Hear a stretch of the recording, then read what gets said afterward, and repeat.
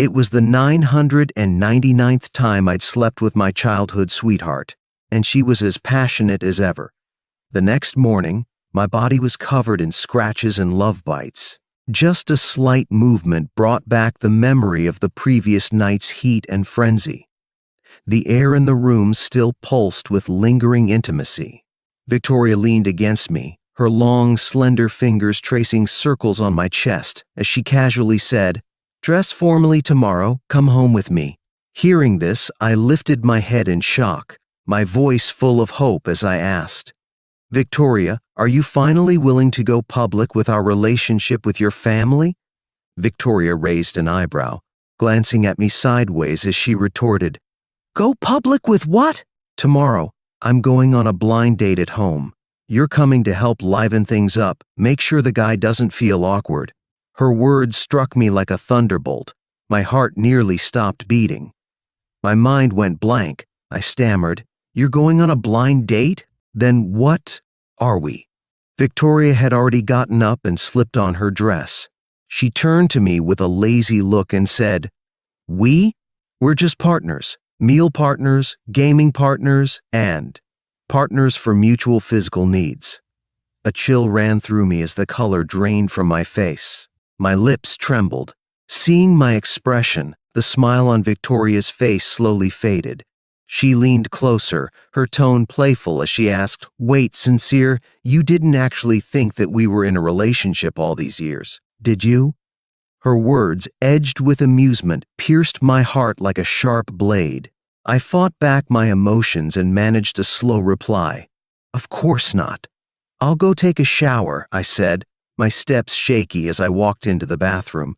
As soon as the door closed, I felt all my strength leave me and I collapsed on the floor.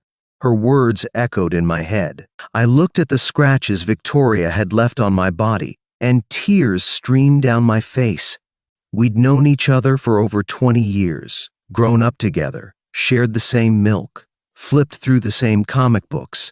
We'd even slept together in a drunken haze when we were 18. One time led to a second, then a third. At night, our bodies were incredibly compatible. During the day, we did everything couples did. We walked hand in hand through crowds, kissed at the new year promising to be together next year, and talked on the phone every day, keeping the spark alive. I always thought that we were together, we just hadn't gone public. But now, Victoria was telling me that we weren't in a relationship? I leaned against the door, lost in memories. My chest felt like it was stuffed with cotton, making it hard to breathe. I don't know how much time passed before I pulled myself together and came out. Victoria had changed her clothes and was sitting on the sofa making a phone call. She said, "There will be a lot of people tomorrow. We need a larger private dining room at the restaurant. He prefers light flavors. Huaiyang cuisine would be good. I want a cake, a Black Forest one. And get me over a dozen evening dresses ready, all black. I'll choose when I come back. Ethan prefers that color." Hearing that name, my heart jolted. I looked over at her involuntarily and saw a sweet smile on her lips. Ethan. So, her blind date was with Ethan. My eyes darkened. If it was Ethan, then I understood why she was so happy. In high school, Victoria had a crush on Ethan. She would mutter his name dozens of times a day in my ear. But before she could confess her feelings, Ethan had left the country. After that, I never heard her mention his name. Then came the night we got tangled up together and we grew closer and closer. I thought she'd moved on from Ethan, but I was wrong. That white moonlight, she'd never mentioned it, but she'd never forgotten it either. The pain from the recent burst of anger came surging back. The ache was so intense I couldn't hold my phone. It clattered to the floor with a bang. Victoria turned around, a smile on her face. "All done in the bathroom? Then you can check out later and don't forget to pay the bill." She grabbed her jacket and stood up, about to leave. She paused at the door, turned back to look at me with a knowing smile and said, "Sincere, I've always considered you a friend. Don't give me that my heart is broken look again. Otherwise, I'll think you've got some kind of twisted feelings for me. I know you too well. I can figure out your thoughts with just a glance. Don't you think it would be boring if we were actually together? We'd run out of steam so quickly." Her voice slowly faded with the sound of her footsteps, but it kept echoing in my mind. I sat on the cold bed, and then I started to laugh, and the laughter turned into tears. So that's what Victoria really thought of me all these years. I sat alone until late at night before going downstairs to check out of the hotel. It was pouring outside, but I didn't feel it. I walked home in a daze. My parents rushed over with towels when they saw me soaked to the bone, their voices full of concern. "It's raining so hard, why didn't you take a cab?" I looked at my parents with blank eyes, my voice hoarse. "Dad, Mom, remember how you always wanted to move overseas after the business restructuring of the company? I've made up my mind. Let's immigrate and never come back." After trying to convince me for half a year, my parents were surprised to hear me finally agree. They asked, "Have you finally thought it through? Did you break up with that girlfriend?" Thinking of what Victoria had said, I felt a pang in my heart. I forced a bitter smile and shook my head. "No girlfriend. There never was a girlfriend." "No, that was a lie I told you all to avoid being pressured into marriage." Although I didn't know if what I said was true or false, my parents were still very happy. They rushed to prepare immigration procedures while urging me to pack my luggage. I hummed in agreement, returned to the bedroom, and threw away everything related to Victoria. The thick volumes of photos, the various watches, clothes, and handmade sculptures she had given me, all meticulously preserved for over a decade, were now tossed into the trash can. "Young master, all these good things, you don't want them?" Seeing the pity in the nanny's eyes, I nodded lightly, my voice faint. "I don't want them. Not just them, but this relationship. And Victoria herself. I don't want any of it anymore." The next day, I was awakened by a barrage of messages from Victoria. She sent dozens of messages asking when I would come over. My heart ached. "Victoria, do you even see how cruel you are?" My hand trembled as I replied directly, "Not feeling well today, not going." Soon after, my parents knocked on the door. "Sincere, even if you're upset with Victoria, don't be like this now. Quickly get dressed and go to Victoria's house. You don't know how much she values this blind date. She's liked Ethan from the Ethan family for so many years. Hearing that he's back, she immediately asked your father to act as a matchmaker. Yes, the Ethan boy studied piano with me for a while. I personally went and arranged this meeting. From preparing gifts to the dinner, it was so formal. This time, we asked you to go to liven up the atmosphere. With a guy of the same age there, Ethan won't feel awkward. Victoria is serious this time. You two are so close, how can you not help her?" Victoria, seeing I wouldn't go, even called my parents, listening to their earnest persuasion. I could only suppress my bitterness, wash up, and go downstairs. The two families were close, and 10 minutes later, I stood at the door of the Williamses' residence. I opened the shoe cabinet by the entrance. It was completely empty. I couldn't see those navy blue slippers. I searched high and low before finding them in the trash can outside the door. Besides the slippers, there was also a water glass, toothbrush, towel, and pajamas, all belonging to me. "Mr. Sincere, Ms. Victoria threw these away. Please use these shoe covers first." Looking at the trash, I remained silent for a long time. Because the Sincere and William families had been friends for generations and were very close, I came by almost every day, often staying overnight. Victoria had prepared a bedroom especially for me and bought many daily necessities, especially picking the colors I liked. She said the Williams house was my house and I shouldn't stand on ceremony. We had hugged and kissed at the doorway, held hands under the dinner table, and shared intimate moments in the study, all hidden from our parents. Now that Ethan was here, afraid her crush would misunderstand, she threw away everything related to me. It took me a long time to calm down before putting on the shoe covers. As soon as I entered, I saw Victoria peeling fruit for Ethan. The two were laughing and chatting. She was sitting on the sofa wearing a custom-made satin gown. Her hair was meticulously styled, and she was wearing perfume. She exuded a cold, aloof, and restrained aura, like a flower on a high peak. I used to hear many boys at school say she was beautiful, that she would look good even in a burlap sack. If she dressed up, there would be no comparison with the female celebrities in the entertainment industry. But Victoria was naturally wild and unconventional, usually wearing just plain t-shirts and shirts. She didn't care about dressing up. So, when in front of someone you like, you'll also show off your feathers, will you? Yesterday, the woman who had been intimately entwined with me in bed was now acting like she didn't know me. She just glanced at me and then looked away, focusing solely on Ethan. They talked about everything from hobbies to the weather, from work to jewelry brands, from childhood anecdotes to school days. Watching Victoria constantly find topics to talk about and speaking eloquently, I lowered my eyes and mocked myself. So when you like someone, you can be this proactive. It's funny, we were in high school at the same time, but you were a year older than me. We were not in the same building, but we always ran into each other. It's quite fateful. Listening to Ethan's laughter as he talked about the past, I silently smiled at Victoria's blushing ears. Fateful? Actually, those were all encounters that Victoria had deliberately created. Back then, I followed behind her, watching her use all her skills for the sake of her crush. It was heartbreaking. Later, Ethan went abroad, and I thought he finally got what he wished for.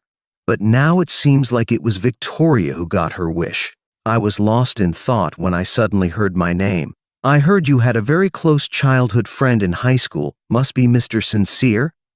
I was slightly startled and looked up to see Ethan's probing eyes. Before he could speak, Uncle and Aunt William happily chimed in. Yes, they are very close. They've grown up together since they were kids. We even thought about arranging a marriage for them.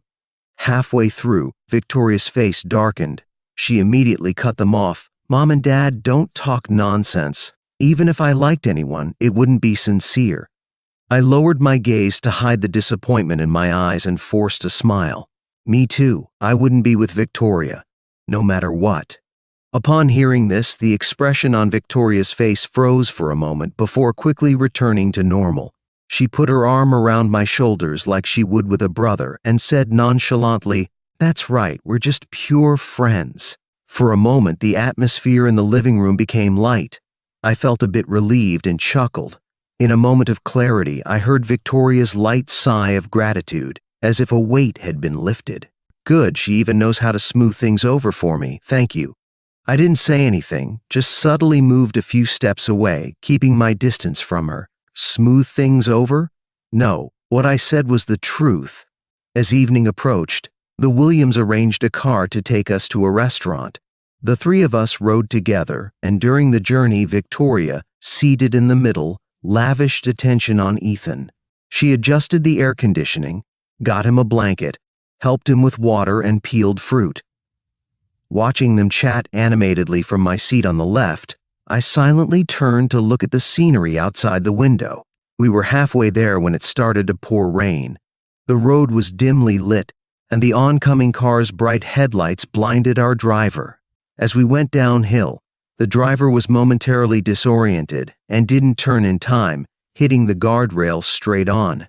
In that split second of danger, Victoria instinctively threw herself into Ethan's arms. Bang!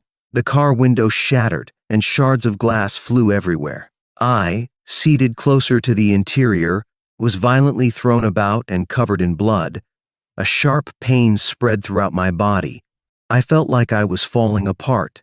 In my dazed state, I saw the car door on the right open, and Victoria desperately pulled Ethan out of the car. She called for an ambulance while gently reassuring him. She seemed to have forgotten that there was another person in the car, completely ignoring me. When the ambulance arrived, the paramedics advised treating the more severely injured first.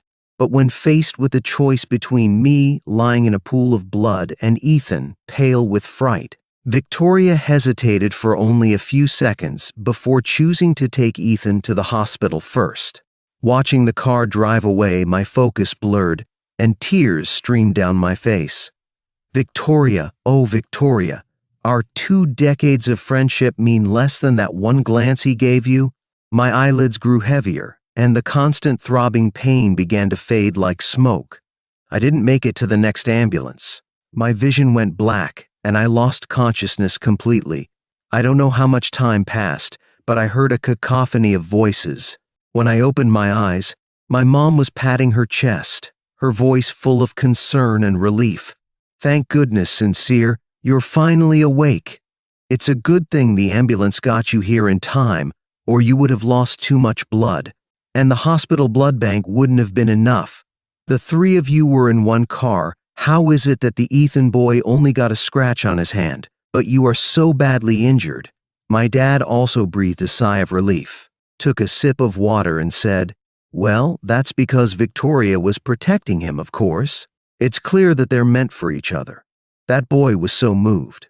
I went to see him next door, and Victoria was feeding him porridge. Judging by the way they were gazing at each other, I'd say it's a done deal. I listened silently, and after they finished gossiping, I spoke in a hoarse voice. "How long have I been asleep? Are the immigration papers ready?" My parents replied, "You've been asleep for 2 days. You really scared us. Don't worry about the paperwork. It will be finished in about 3 weeks. Just focus on healing." Hearing that it was less than a month, I felt a sense of liberation. Over the next few days, I would occasionally hear from nurses about the things Victoria was doing for Ethan. She stayed by his side day and night. She worried when he coughed in the middle of the night, going to the nurses for hot water and personally checking the temperature of all his medicines. She prepared candied fruit and snacks, afraid he wouldn't like the hospital food.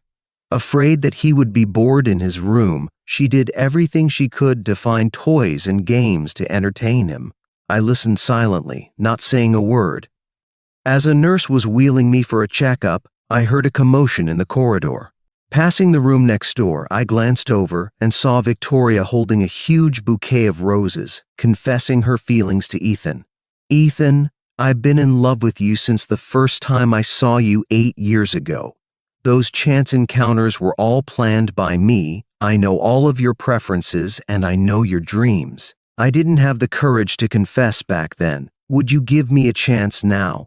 Listening to her anxious, hopeful voice, I couldn't help but think about how Victoria had been preparing for this confession a month before Ethan left the country. Even though it had been missed then, it was just a few years late. After hearing Ethan say, "I do," I chuckled lightly and walked towards the examination room. As I turned away, I heard enthusiastic applause from the onlookers. Victoria turned around at the sound and saw my lonely, desolate figure. The smile on her face froze, and a strange feeling rose in her heart. But it only lasted a moment, and was quickly overwhelmed by a wave of happiness.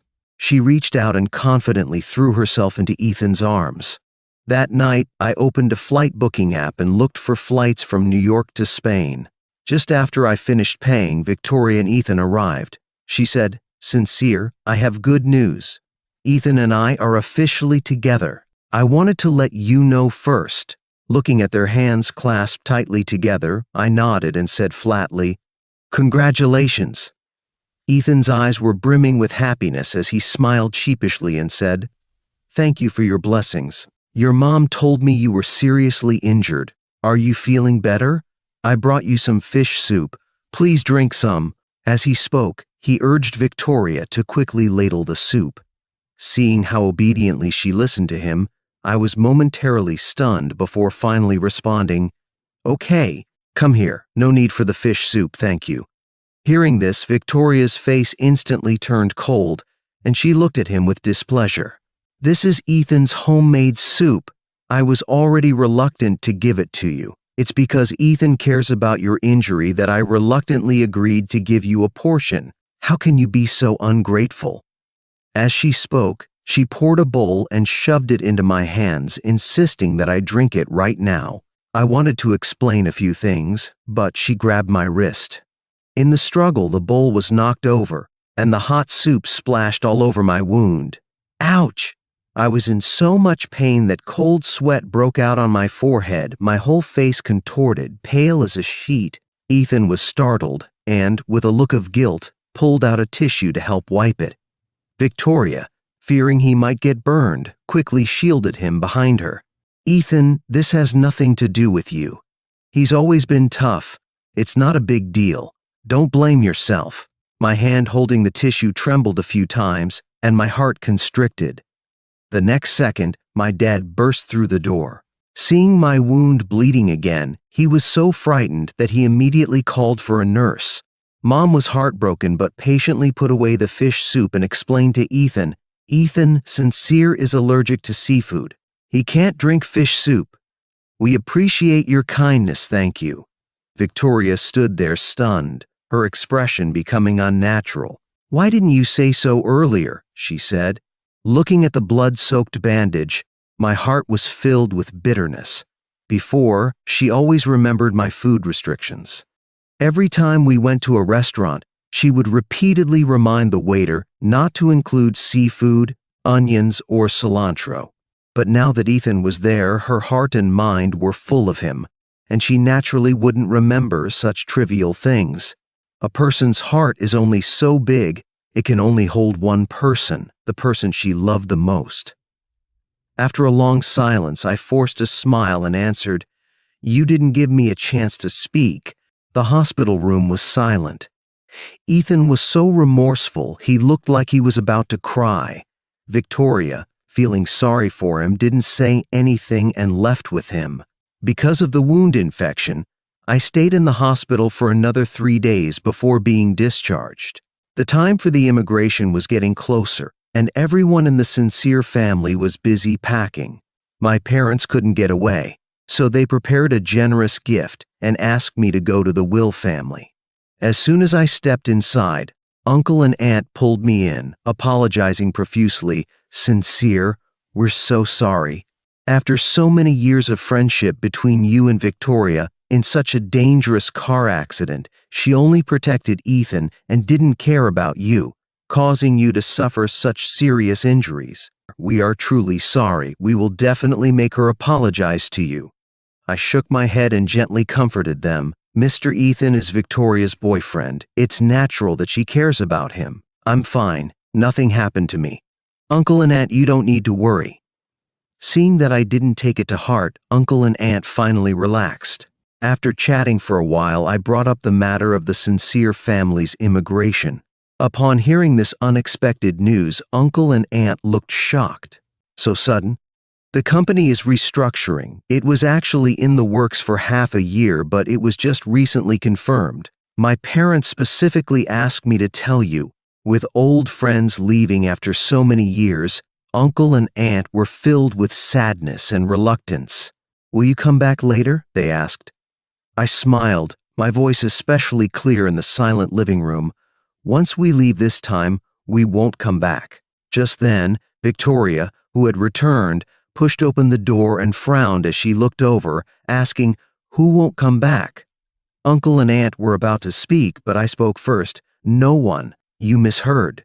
The two elders looked at me in surprise. Victoria didn't notice her parents' strange glances and pulled me into the car. "Good you're here. You must have finished talking, right? Then, come with me." We were silent the whole way until the car stopped. Only then did I realize that she had brought me to a luxury boutique. She asked the staff to bring out a large pile of clothes, shoes, and bags, wanting me to try them on one by one. I frowned, my eyes filled with confusion. "What are you trying on all of this for?" Victoria pushed me towards the dressing room, her tone unquestionable. "Just try them on." I was about to refuse, but the staff had already closed the door and started unpacking the boxes. As soon as I finished trying on one set, the staff took a picture, and then I was pushed back into the dressing room, over and over again. I tried on hundreds of outfits, completely exhausted, my legs rubbed raw by the leather shoes. I finally couldn't bear it anymore, pushed away a staff member, and walked over to Victoria, speaking in a deep voice. "I don't need you to buy me these things as an apology." But she said, "Except for that burgundy suit, pack everything else and send it to Mr. Ethan at Xiangyun Mountain Villa." Hearing her words, the rest of what I was about to say was stuck in my throat.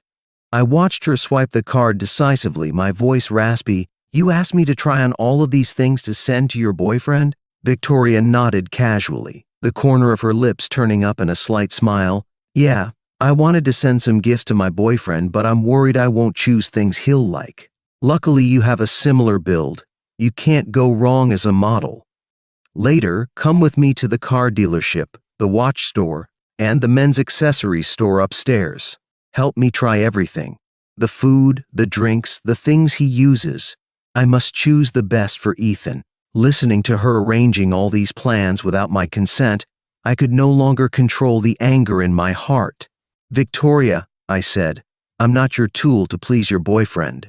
Victoria had never seen Ethan so angry.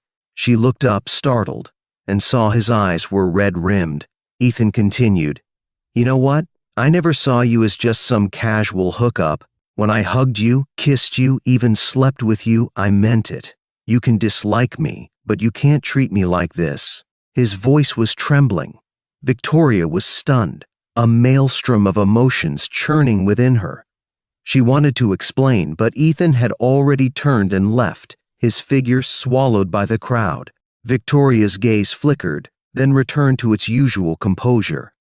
Back at home, Ethan pulled out his suitcase and began packing. At the dinner table, he could hear his parents chatting about Victoria. Apparently, Victoria booked Universal Studios for 3 days to celebrate Ethan's birthday. The roses were flown in from Europe, such dedication.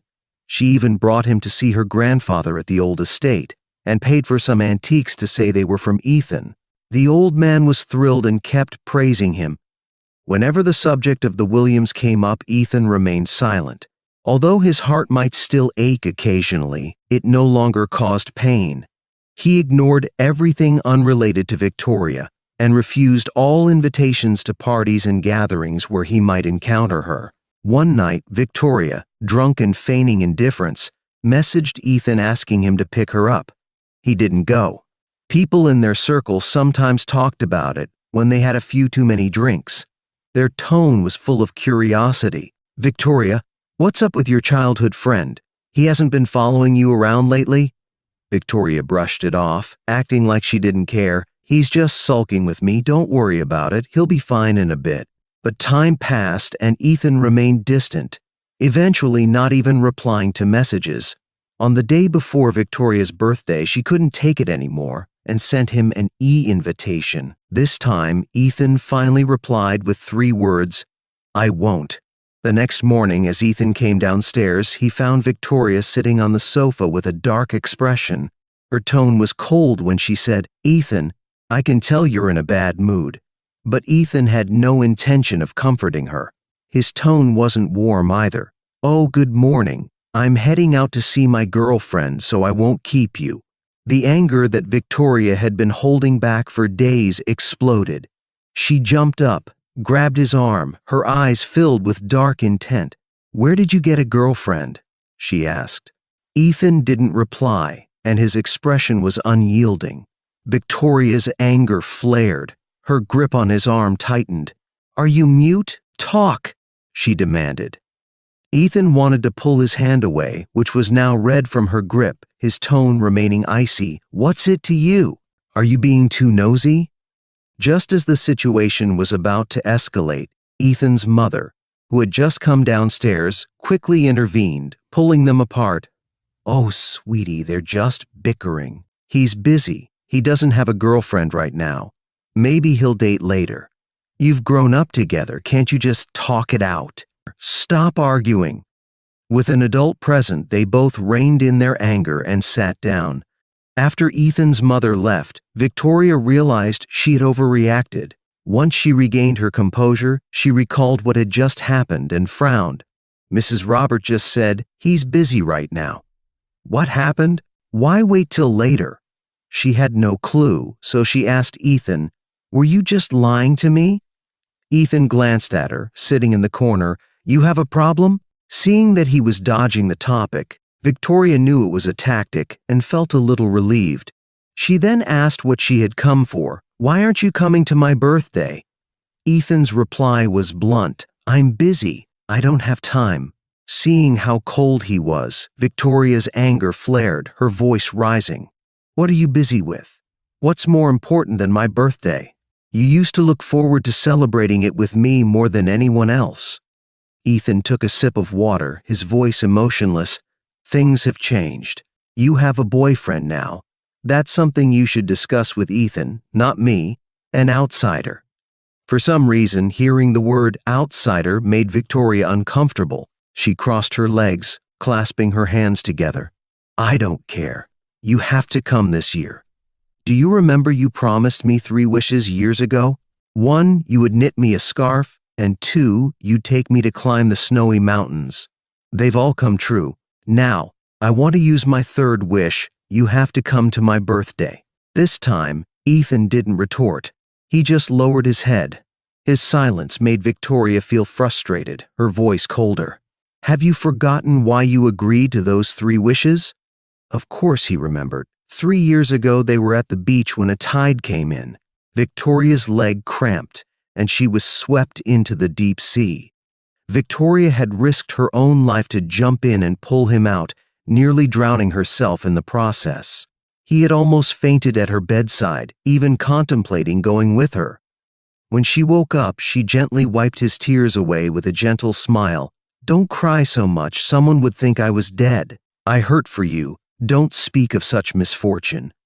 In his anger, he pinched her cheeks. She pleaded for mercy while comforting him. Okay, if you really worry for me, then fulfill 3 wishes for me." Memories flooded back, and Ethan found himself speechless again. The room was silent for a long time before he finally gave his answer. "Okay then." The phone rang, and Victoria answered it as she got up to leave, saying, "Okay then. You have to be there tomorrow." Watching her disappear out the door, I finished my sentence. We shouldn't contact each other anymore. Halfway through the birthday party, Victoria and Ethan announced their engagement publicly. It was then that I realized that today wasn't just Victoria's birthday, but also her engagement party with Ethan. A thunderous applause erupted, and everyone offered their congratulations. I sat alone in a corner, watching them embrace with happiness, feeling nothing. When it came time for the toasts, Ethan, arm in arm with Victoria, walked over, smiling broadly as he raised his glass. "Sincere, you and Victoria are so close. Will you be our best man at our wedding?" "I'm sorry, I have things to do that day, so I won't be able to attend the wedding," I replied matter-of-factly. Victoria's face changed instantly at my quick refusal. She glared at me, her tone unusually harsh. "Whether you come or not doesn't matter, just send a gift." I nodded slightly, my voice soft. "Don't worry, with our friendship, I'll definitely send a big check." My tone was sincere, as if I was genuinely congratulating them.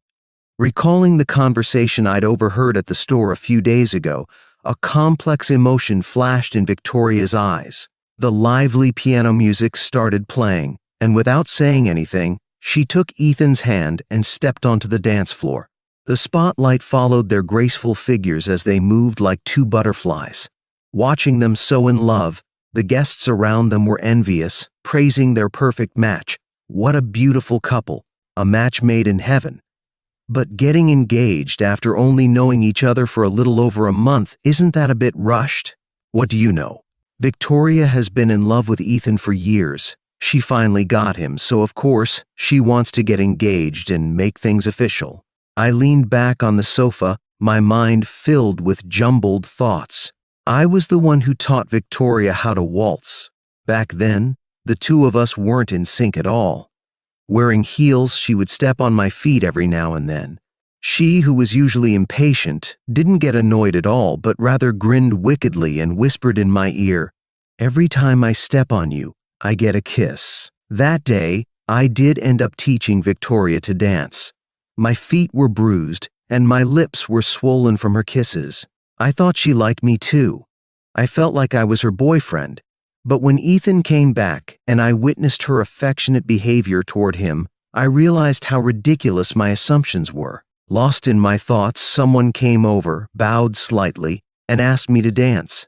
I was hesitant, but they insisted. Seeing everyone else dancing, I didn't want to be a killjoy, so I agreed. The two strangers matched surprisingly well. As we moved gently to the soft, melodious music, the woman's light breath seemed to possess a magical power. Gradually, I relaxed and immersed myself in the moment. This was the first time Victoria had seen me smile all evening. Her face immediately fell, her eyes clearly showing her displeasure as they fixed on me. This made her miss several steps. Ethan glanced at her, his eyes flickering slightly. When the music changed, everyone in the dance floor changed partners. I was stunned for a moment when I saw that I was holding Victoria's hand, and then I lowered my eyes. Just as we completed a rotation, something happened. The crystal chandelier above us came loose and crashed down with a loud bang. Victoria instinctively let go of me, rushed forward to protect Ethan and pulled him out of harm's way. Left alone, I barely managed to keep my balance as a piece of the chandelier grazed my shoulder. It slid across my hand, leaving a long, deep cut. Blood gushed out, instantly staining my white suit red. The pain coursed through me and I cried out. My face turned pale. A few steps away, Victoria was gently comforting Ethan and rushed away. She didn't even look at me once. After hearing the doctor say that nothing was broken, just a superficial cut, I breathed a sigh of relief. After my wound was bandaged, I went home. As the day of my departure approached, the living room was filled with luggage. I had spent 2 days resting and told a few close friends about my decision to immigrate. They specifically threw a farewell party for me. The atmosphere at the party was sentimental. Everyone was reluctant to say goodbye and urged me to keep in touch after I left the country. It was almost dawn when the party ended. After seeing everyone off, I paid the bill, went back to the private room to get my bag. As I was leaving, I passed the room next door and heard some familiar voices. "Vic, you finally got your white whale. How does that make you feel?" I could clearly hear Victoria's laughter through the slightly open door. I'd probably die a happy woman if it came to that. The room burst into laughter, mixed with a teasing question. "What about your little childhood friend?" After a few seconds of silence, Victoria finally said, still casually, "Oh, he's great to sleep with." She added, "It's great to have someone you can call whenever you want with no strings attached." "Vic, you're making us jealous." More laughter filled the room. Victoria raised an eyebrow, not saying a word. "But now that you're engaged to Ethan, what are you going to do with that childhood friend?" "We'll have a clean break. My heart only belongs to Ethan." "I want no one but him," she declared, her certainty drawing praise for her supposed deep affection. Only I felt my fingernails digging into my palms, knuckles white. I thought I was beyond heartbreak, but hearing this firsthand still tore me apart. All those 2 decades of friendship, the late-night phone calls, the holding hands, the kisses, the sex, reduced to a casual, "He's good in bed." I bit my lip hard, suppressing the surge of bitterness as I turned and walked away, each step heavy. Rain began to fall as I lowered my head into the downpour, only to be blocked by Ethan, who stood with 4 or 5 others watching me silently. I said nothing, about to hail a cab when he grabbed my arm. "I knew something was up with you two," he said. "Now I know for sure what a lowlife you are, sleeping with my girlfriend for so long." The venom in his tone turned my face pale. As I started to explain, Ethan cut me off, looking down at me with disdain. I might have ignored it before, but now Victoria and I are engaged. Why are you still after her? Do you really like being a cheap little mistress so much? My chest tightened. I took a deep breath. I'm not a mistress, and I'm not here to see Victoria. Before I could finish, Ethan nodded to his cronies, saying, "Drag him inside and get some thugs." They didn't hesitate, grabbing me, pushing and shoving me toward the upper floor. "What are you doing?" I said, a tremor of fear going through me. I struggled, but I was no match for their numbers. They locked me in the back room. Soon, a man followed by 2 menacing-looking thugs entered. Ethan clapped his hands, a cold smile on his face, and cleared a path. "This guy's been seducing other men's women. I hate that face. I hate those hands. Break him." As he finished, someone closed the door. In the cramped space, the 2 thugs grinned as they lunged toward me. I raised my hands, fighting back, but I was outnumbered. One pinned my arms behind my back against the table while the other raised a knife, ready to pierce my hand. In a surge of fury, I broke free with one hand, grabbed the ashtray, and without thinking, slammed it down on the head of the thug who held me. The man crumpled to the floor. Taking advantage of the other's shock, I snatched my phone and ran out. At the top of the stairs, I ran into Ethan. He grabbed my arm, his face changing as he saw me. "How did you get out?" he snarled, trying to pull me back when he suddenly noticed a figure at the landing. His eyes widened. In an instant, he fell backwards down the stairs. Victoria, who had just arrived, saw the scene and rushed to his side, her eyes wide with panic. She cradled Ethan in her arms. Spotting the bruises, she turned to me, her face twisted with fury. "Sincere, why did you push Ethan?" Victoria's unreasoning accusation made my heart ache, yet I stayed calm, trying to explain. "He came for me first with those goons. They were going to beat me. He faked falling down the stairs. If you don't believe me, go into the room. The thugs are still there." Ethan panicked, his eyes red with distress as he spoke. "No, Victoria, he's lying. It was him. He called me a mistress for breaking into your childhood, your love. So he pushed me down the stairs. I did nothing. Why is he being so cruel to slander me?" Victoria believed Ethan without a doubt. She held him tight, directing all her anger towards me. Her voice was like ice. "Ethan would never do such a thing. You pushed him down the stairs and now you lie. You were always clinging to me, and I only tolerated you because of our families. If you're so delusional and ungrateful, get lost." My heart froze. I stared at her, my words as sharp as shards of glass. "Fine, I'll get out of your life forever." Her anger flared further at my cold, final tone. She watched me stumble down the stairs, then spat out, "Don't ever let me see you again." I knew our paths would never cross again, so I didn't stop and didn't look back. After a night of fitful sleep, I tore the last page off my calendar. I was about to head to the garage with my suitcase when my parents called out, "Sincere, your uncle and aunt invited us for a last lunch. Finish up and come on down." Though reluctant, I knew it had nothing to do with my issues with Victoria and Ethan, so I reluctantly agreed. To my relief, Victoria was not there for the gathering. William and Catherine kept calling her, but she didn't answer. As the food was served, I said quietly, "She's probably with her boyfriend now. It's just a meal. She can skip it. Don't disrupt their date. I have a flight to catch and can't wait." They finally put their phones down and focused on the meal. "Sit down. This meal feels bittersweet. Both families have been reminiscing about the past." I listen quietly, focusing on my food, barely speaking. After we finish, we all take a group photo in the yard as a keepsake. At 1 in the afternoon, the Sincere family leaves with their luggage. Uncle and aunt follow them to the airport to see them off. Uncle and aunt call Victoria several times, but there's still no answer. They sigh, looking at their old friends with regret, saying, "Victoria has been busy with her engagement. She doesn't even know you're moving. She'll be heartbroken when she gets back and finds the house empty." I gently shake my head, my voice soft. "She won't be." The 4 elders look at me surprised. "Why? The boarding announcement is playing on the speakers." I don't reply. I simply bid farewell to uncle and aunt politely. My parents take out a red envelope and give it to them, saying, "We won't be able to make it to the kids' wedding, old William. Please convey our best wishes for a happy marriage." It's a sad moment of parting, and both families are full of emotion. I stand aside, opening my phone, and block and delete all of Victoria's contacts. After that, I put my arm around my parents and wave to uncle and aunt, turning towards the boarding gate without looking back.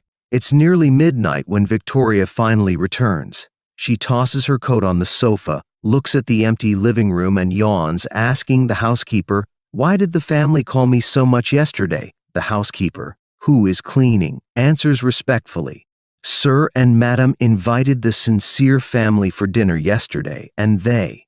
Annoyed, Victoria cuts her off at the mention of the Sincere name. "All right, I don't need to know about anything regarding the Sincere family." She then goes to her bedroom. When she wakes up the next day at noon, her parents are having lunch. They wave her over. "Victoria, why don't you call Sincere and see if they've arrived?" She walks to the table and sits, replying coldly, "I have to go see the wedding venue. I don't have time." Her mother doesn't press her and makes a video call instead. Just as she connects, Ethan calls as well. A gentle smile appears on Victoria's face, and she puts on her headphones saying, "You're up so early today. Why don't I pick you up and we can have breakfast together?" As she speaks, she gets up. Passing her mother, she glances at the phone screen and sees Sincere with a light smile. And behind him, a room background that looks very much like a hotel. Why is he not at home at this time? A seed of doubt is planted. She is about to ask when she hears Ethan ordering breakfast. "I'll have crab roe noodles. Come over and we'll have it together." She doesn't linger any further and goes to the foyer to put on her shoes, vaguely hearing a voice from the living room. "Sincere, have you guys arrived? How's the weather there?" Arrived where? Victoria can only think that the Sincere family must have gone on vacation, but she doesn't dwell on it. She rushes out of the house. For the next month, Victoria is busy with wedding preparations. She goes out early and comes home late. Time dulls her anger, and she begins to let go of what happened at the bar. She thinks that if I just apologized, she could pretend nothing had happened. But it seems I have vanished off the face of the earth. Victoria isn't worried. Given the relationship between the Sincere and the Will families, the Sincere family is bound to show up at her wedding. At that point, even if I didn't want to, I'd be forced to attend. She's confident and leisurely imagines the scene of reconciliation. She's even thought about what to say to make it easy for me. But the day before the wedding, as she passes the Sincere family's house, the entire villa is dark. She stops the car and rings the doorbell. She waits for a long time, but no one comes out. Looking at the dark house, Victoria is overcome with a strange feeling of unease. She takes out her phone and opens our chat window. The last message is the invitation she sent for her birthday. She types, "My wedding's tomorrow." Her finger hesitates over the send button. In the end, Victoria doesn't press it. Between her and I, she is used to calling the shots and wouldn't lower herself to this. But all night, she tosses and turns, barely sleeping. The next day, at 3 or 4 in the morning, she gets up to start getting ready. After the bridal pickup and the tea ceremony, she and Ethan go to the wedding venue. She has been to this hotel countless times before, her heart filled with the joy of her upcoming goal. But today, looking at the dreamy and romantic hall, Victoria feels a little disoriented. Is she really getting married? Is she really marrying Ethan? The moment she'd always looked forward to is now within reach, but she no longer feels as certain as she once did. With only 10 minutes left before the ceremony, Victoria searches the hall and backstage, but still can't find the Sincere family. Her intuition tells her that Mr. and Mrs. Robert and me aren't going to attend her wedding. As soon as this thought appears, Victoria's already panicked heart starts to beat faster, almost jumping out of her chest. It was an endless loop of boredom and unease. Victoria pulled out her phone, tapping relentlessly between her contacts and messaging apps, her face etched with anxiety. A few minutes later, her maid of honor announced that she could line up. She finally made a decision. While rushing to the venue, she called Sincere's father, Robert. A minute later, she heard a booming voice greet her. "Victoria, aren't you about to get married? What made you call me?" Hearing the continuous sound of crashing waves, Victoria's heart sank. She managed a weak smile and said, "Yes, that's why I'm calling. I was wondering if you and Elizabeth would be attending the ceremony." "Oh, I'm so sorry, Victoria. Our family is on vacation, so we can't make it to your wedding. Congratulations to you and Ethan. May you have a happy marriage and a long life together." The words of blessing stung Victoria. She lifted her wrist, glanced at her watch, and blurted out something even she didn't understand. "It's all right. You're at the beach, right? You could drive back now and still make it to the wedding." There was a long silence on the other end, followed by her uncle's shocked voice. Victoria, we're in Barcelona right now. Didn't your parents tell you? Hearing the name Barcelona, Victoria's mind went blank. Spain? What were Sincere's family doing in Spain? What were her parents going to tell her? A string of questions bubbled up, completely taking over Victoria's thoughts. She had forgotten all about her wedding. She turned back to the backstage area and grabbed William and Catherine, her voice filled with unprecedented urgency. Mom, Dad, Robert said they're in Spain. Didn't you tell them I'm getting married today? Her parents exchanged bewildered glances. Sincere's family immigrated to Spain a month ago. Didn't you know about that? We thought Sincere had told you. The word immigrated hit Victoria like a bomb. She never imagined that Sincere's family would immigrate, especially a month ago. Her parents, unsure of what was happening but seeing her dazed state, gently pushed her towards the reception hall, babbling incessantly. The wedding is about to start. What are you spacing out about? Nothing is more important than your wedding now. We can talk about this later. Come on. Victoria's face had lost all its color. She couldn't register a word. She picked up her phone, still in a daze, and heard Robert still saying hello. She grabbed at the chance like a lifeline. Robert, is Sincere there? Can I talk to him? I have something I need to say. After a flurry of noise, Victoria heard Sincere's cold voice. Make it quick. If it's nothing, I'm hanging up. At the same moment, the master of ceremonies' voice echoed through the doors. Now, let's invite the bride to the stage. Victoria was oblivious. Her world had shrunk to the sound of Sincere's voice in her ear. I'm getting married today. So congratulations, is there anything else? His frigid tone ignited Victoria's anger. Her voice rose. I said I'm getting married. Are you deaf? The MC called again, and her parents were urging her forward. Victoria stood rooted to the spot.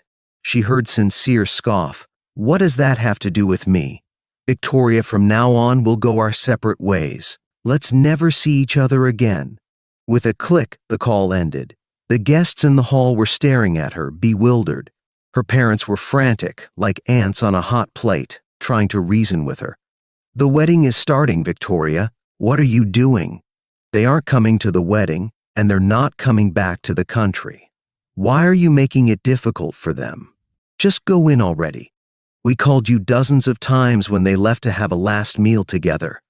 But you didn't answer. What is there to rush now? Go through with the wedding first, and we'll go to Spain later. You can explain things to your uncle then. Every word was like hot oil poured onto Victoria's heart. The thought of how little chance she had to see Sincere again made her hands tremble. The MC announced for the third time. She still didn't move, and she started to dial the number back. A number unavailable message made her even more frustrated. She called Sincere's number again. This time, it wasn't turned off, but it was a call cannot be connected message. She realized she had been blocked. A vein throbbed in her forehead. She opened her messaging app and sent a series of question marks. A string of failed messages and red exclamation points were like scythes cutting off Victoria's last hope. She turned to leave, only to find Ethan in a suit blocking the exit. He stared at her, his eyes filled with confusion and urgency. The MC is calling for the third time. Victoria, why aren't you going in? Facing his questioning, Victoria stammered, I have something to take care of first. Can we postpone the wedding for a few days? Ethan's face instantly darkened. His eyes turned cold. Why would we postpone it for no reason? Are you not willing to marry me? Before Victoria could answer, her father jumped in. It's not like that, Ethan. She just heard about Sincere's family immigrating, and she's having a hard time with it. You wait a bit, and she'll be okay. Hearing this, Ethan instantly understood what she was about to deal with. All the anger stored in his heart erupted. He lost his composure and hissed, So you just can't wait to get to him, right? You chose me, but you're still pining for him. You're going to postpone the wedding for me? Victoria, are you insane? I'm telling you, if you dare step out of this hotel today, we're over. Victoria finally regained some sense and quickly tried to explain. Ethan, I just want to ask him why he suddenly immigrated. Just give me a little time. Ethan completely lost it. He grabbed Victoria's arm, his grip tightening uncontrollably, his eyes red-rimmed. "You were the one who said you loved me for 8 years. Now, you're the one running away from the wedding. You said you only saw me as a friend, yet you've been sleeping with him for years, Victoria. Is there any truth in what you say?" A moment of silence fell over everyone. Uncle and Aunt stared at their daughter in disbelief. Ethan's father, waiting on the side, was so angry his face was flushed, giving Victoria a disgusted look before leaving with his son. This time, no one tried to stop them. After Ethan released her, Victoria collapsed to the floor, dizzy. But as if she felt no pain, she stared blankly at the retreating figures of Ethan's family. She didn't utter a single word to try and make them stay, not even after they had disappeared completely behind the door. Whether she couldn't or didn't want to, she wasn't sure. The wedding ended before it even had the chance to begin.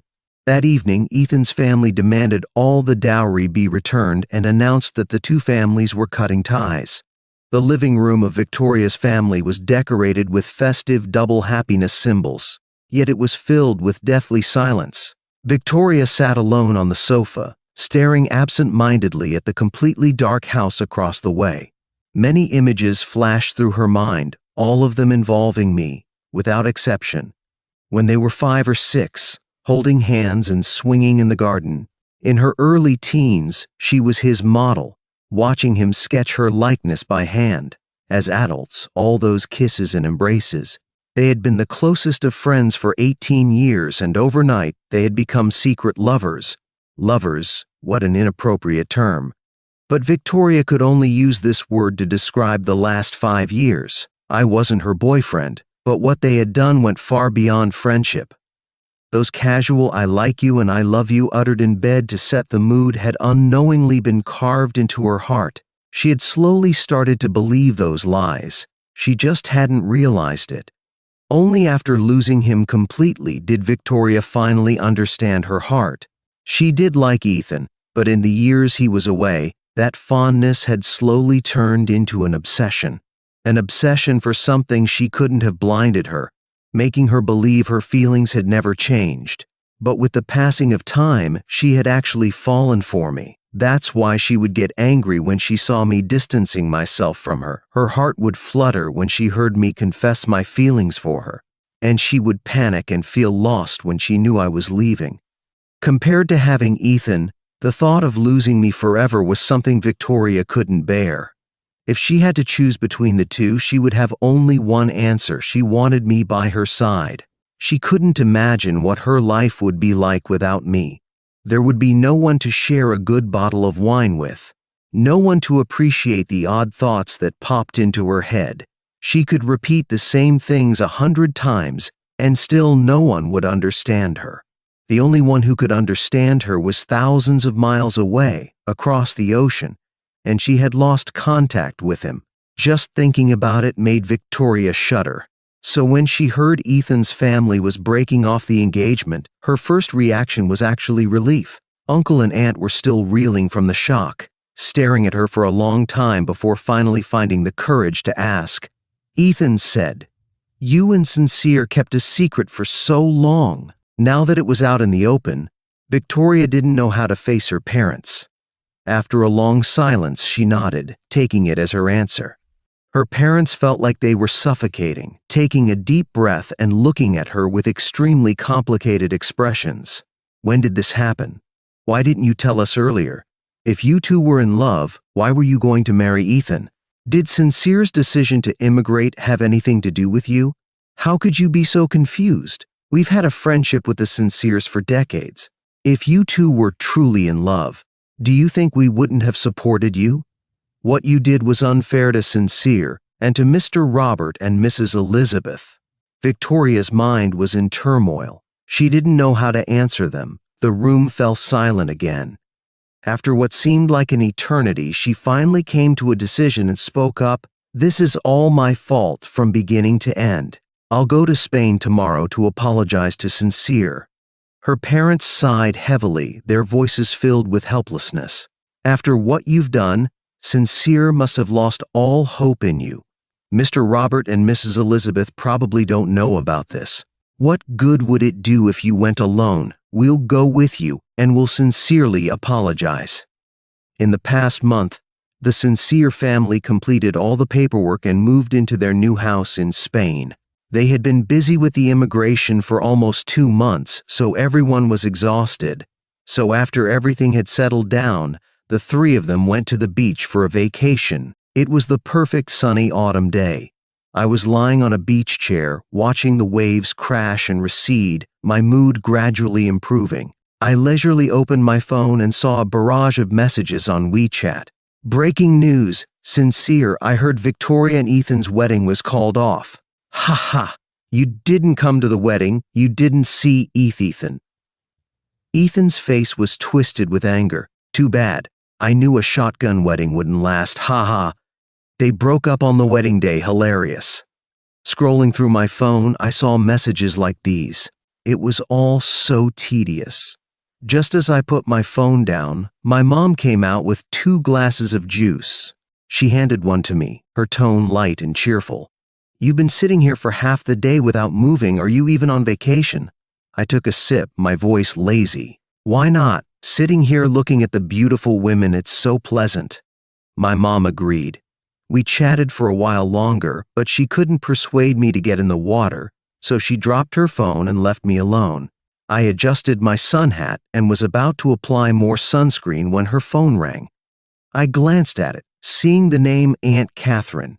Hesitating for a few seconds, I answered, Sincere, we're in Madrid. Are you guys home? Madrid? My heart skipped a beat, a sense of unease washing over me. Still, she was an elder, so I replied politely. Aunt Catherine, what are you doing in Spain? We're in Barcelona right now. Hearing my voice, Catherine's tone softened with a hint of apology. Oh, Sincere, it's you. Where in Barcelona are you? Could you send us your location? We'd like to talk to you about something. Though her words were vague, given that Victoria and Ethan had called off their wedding, I had a strong feeling that this had something to do with me. I pondered for a few seconds before responding, Is something wrong? There was a pause, and then a familiar, clear voice spoke. It's me, Sincere. Ethan and I have broken off the engagement. My parents know about what happened and would like to talk to you and Uncle and Aunt Robert to offer our sincere apologies. Apologies. Hearing that word come from Victoria's mouth, I couldn't help but scoff. There's no need, I said, curtly cutting her off. Hearing her breathing become shallow, I continued coldly. Anything between you and me ended completely a month ago. We'll have no more contact. Please tell Uncle and Aunt William that I have no intention of discussing it with them, nor do I want their apologies. They will always be my uncle and aunt. Nothing will change that, including you. My words stung Victoria like 1,000 cuts, tearing at the wounds she had inflicted. She knew better than anyone that she was the architect of this pain. She had no one to blame but herself, and could only bear the bitter consequences. Now, she could barely speak a coherent sentence. All she could do was lower herself to beg. Sincere, please don't be angry, I can explain. Please give me one more chance. I was taken aback by her humble tone. I knew she was playing a role. I had no desire to humor her games. There's nothing more to discuss, I replied directly. Just tell Uncle and Aunt William that we will not contact each other anymore and to head back home. She hung up again, and she felt a profound sense of helplessness. The light in her eyes dimmed. William and Catherine could see by her face that something was terribly wrong and started asking questions. What did Sincere say? Victoria still hadn't told her parents that she and I were done, and we'd never speak to each other again. She couldn't bring herself to say those harsh words that would cause them so much grief. He just said he didn't want to meet, and he wanted us to return home. Hearing this, her parents' hearts sank. When they first heard the news of the canceled wedding, they'd hoped that the two of us could set aside our differences and rekindle the relationship with Sincere, which would be beneficial to both families. However, after witnessing Sincere's attitude, the probability of that seemed next to impossible. They sighed and frowned. If Sincere doesn't want to, then we won't force the issue. But you still need to apologize to him. You can't ruin the bond between the Sincere and Victoria families that's lasted for decades, just because of your mistake. Victoria couldn't say a word. Her heart was heavy. The three of them booked a direct flight to Barcelona. After landing, William called my dad to explain the situation. That evening, the two families met at a seaside restaurant. I had lost a bit of weight in the last month, but my complexion was healthy. I had been in great spirits. Aside from a brief greeting, I had sat quietly in a corner, saying nothing for almost an hour.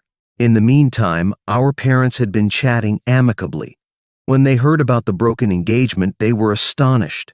They inquired about the reasons, but William and Catherine, along with Victoria, didn't know how to respond and only explained vaguely that something had suddenly happened and that Ethan had decided to end the engagement. Seeing their embarrassment, my mom changed the topic.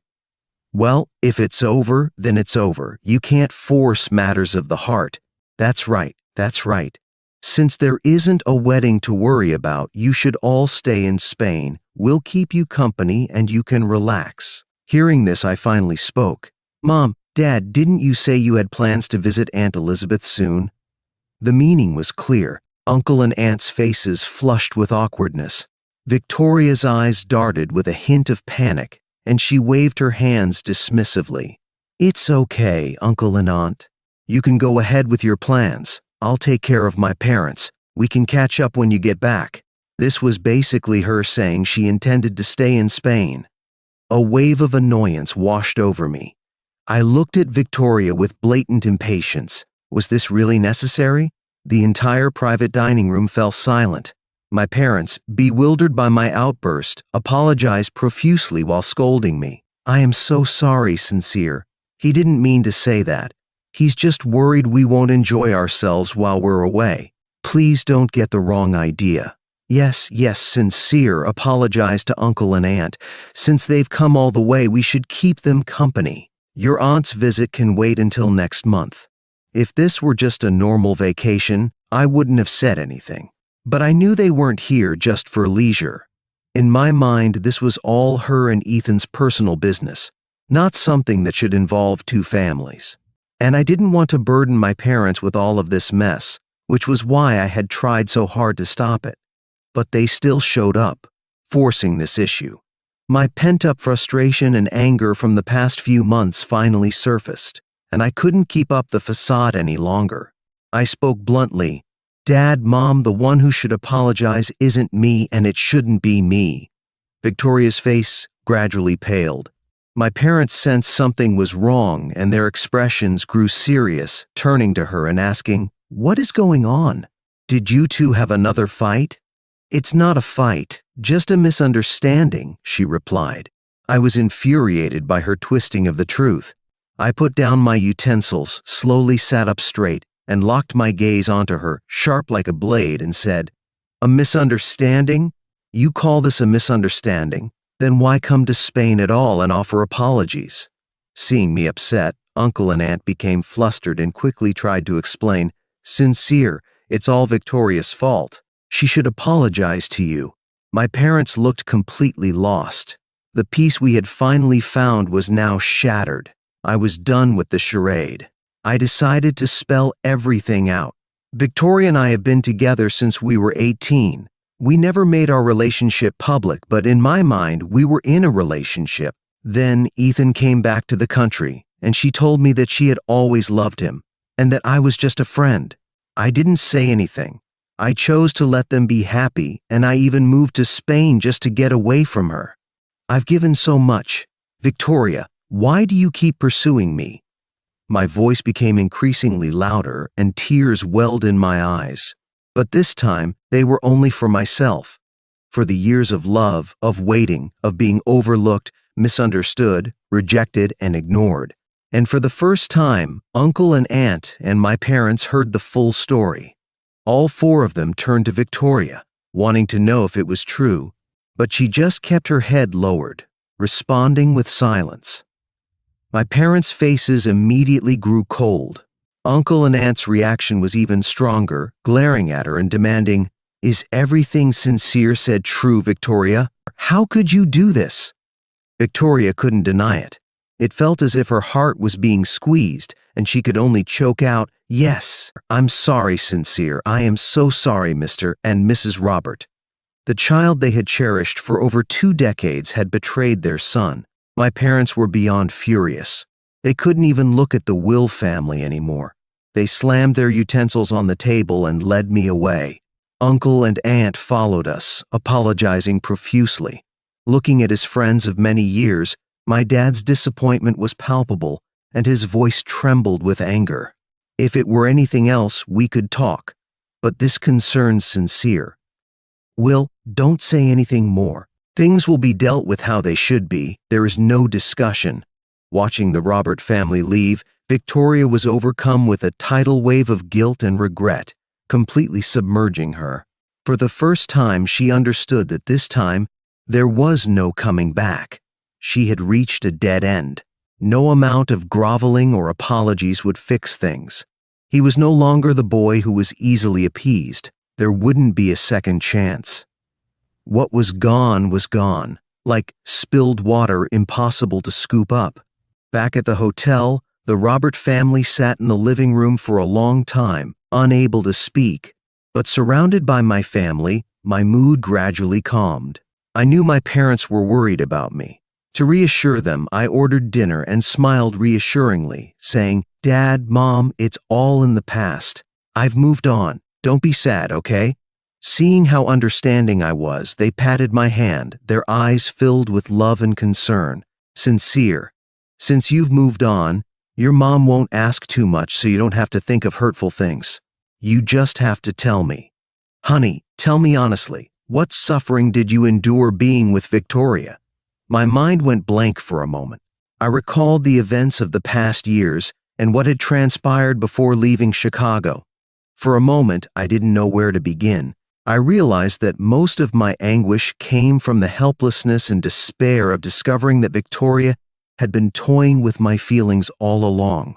And emotions, by their very nature, are ambiguous, undefinable, and not subject to simple right or wrong. I pondered for a long time, finally determining that one issue in particular needed resolution. So I recounted the events of the day before I left, the ones that happened at the bar. After hearing the beginning and the end of the story, my father slammed his fist on the table, and my mother looked genuinely terrified. My parents were furious. They booked a flight home immediately and said, "Hurting someone intentionally is a crime. Sincere, don't worry, we won't let those who tried to harm you get away with it." After resting for one night, the first thing the Sincere family did upon returning to Chicago was to retrieve the surveillance footage from the bar. They went straight to the police station to file a case. With concrete evidence, the police brought in all the individuals involved for interrogation on the very same day. Initially, Ethan didn't know what was happening, but when he saw me at the police station, his face turned pale. Before the official questioning even started, he nervously rushed towards me, trying to take the lead. "Didn't you emigrate?" He said, "What are you doing back here?" Obviously, to settle the score, I replied, "You know what you did, or are you trying to pretend you don't?"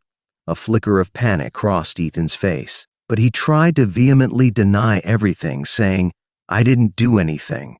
What makes you think you can slander me?" I couldn't be bothered to argue with his ridiculous claims.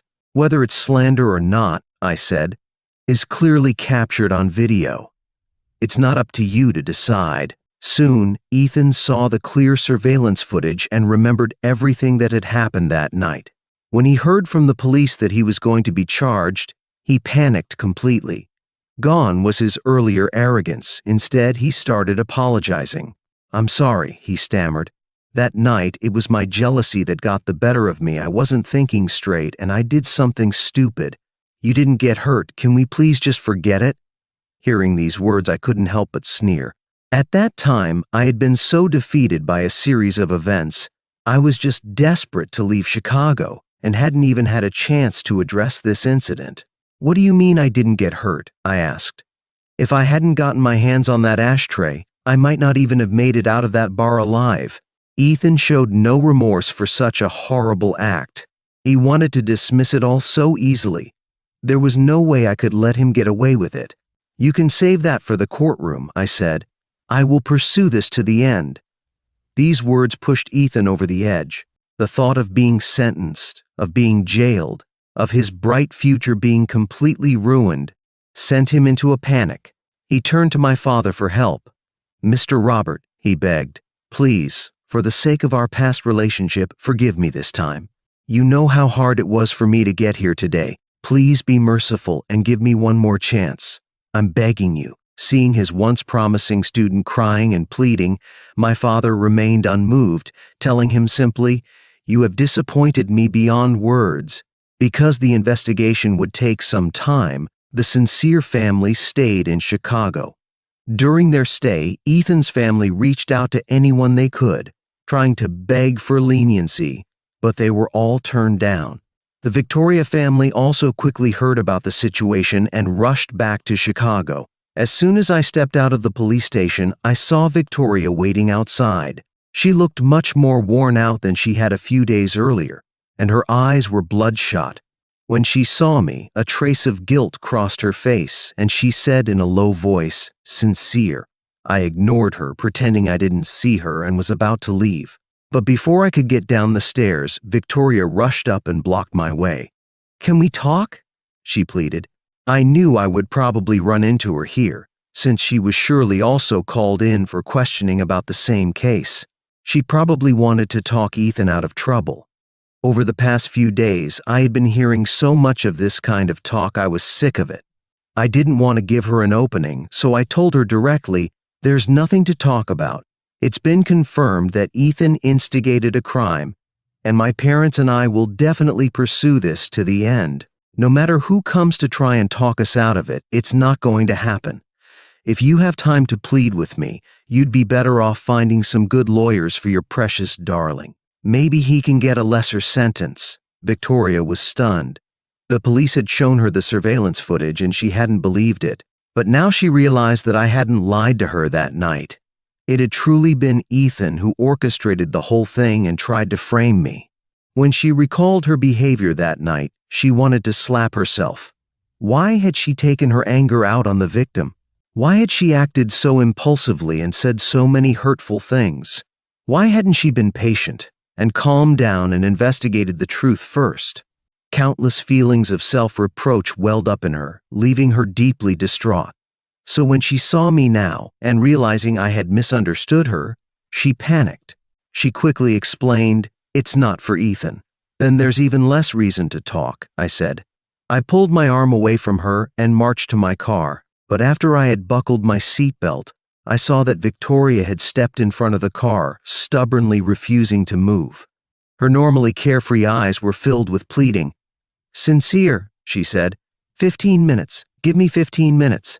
I stared at her, my fingers tapping the steering wheel a couple of times. I knew Victoria's temper. If I didn't agree today, she'd stay parked there all day. I didn't want to waste time with her, so I nodded. 10 minutes later, seeing that I'd relented, Victoria seemed to grab a sliver of hope, slightly sighing in relief. She walked to the driver's side and softly said, "What happened before? I'm sorry, Sincere. I shouldn't have trampled on your feelings. I shouldn't have said those hurtful words. I apologize. You can hit me, yell at me, I'll take it. Just please don't ignore me, okay? Before, I always thought I was in love with Ethan, but on the wedding day, hearing about your immigration, I realized that the most important person in my heart was still you. I can't lose you. That's why I broke off the engagement with Ethan."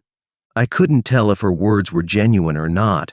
Over the years, I'd heard her say countless sweet nothings, which I thought was love.